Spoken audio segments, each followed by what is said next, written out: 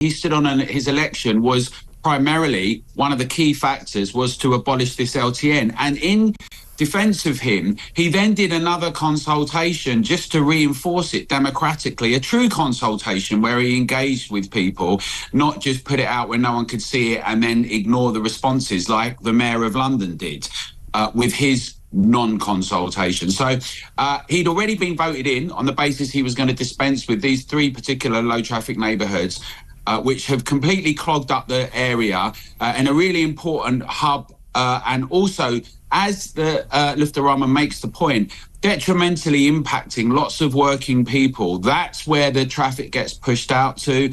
That's where the most impacts occur. Also impacting people with limited mobility, older people, women at night, consequences for everyone, as we've seen. The consultation got all sorts of responses back that we've seen around the country, Peter, which is that people are furious that their ability to move around, to make decisions about how they do things at work or with family, with their cars, gets limited, restricted, fined and surveyed. Well, what actually happens in a low traffic neighbourhood? Because there'll be a lot of people around the country who aren't really familiar with what it is. I mean, the title gives a clue, but what is it actually like to drive or operate within one of them, Alan?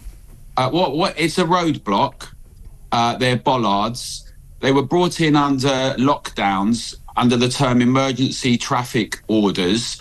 And basically, they were never discussed. It was another unprecedented moment where the idea was that you would have bollards and cameras stopping vehicles being able to come in to the area. So you became much more pedestrianised. People said, well, why don't we cycle? So TfL's announcement is, well, we want people to be able to walk and cycle.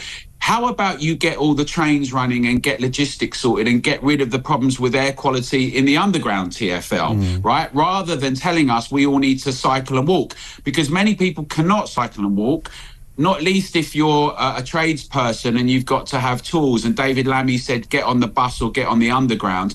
Contempt for working people.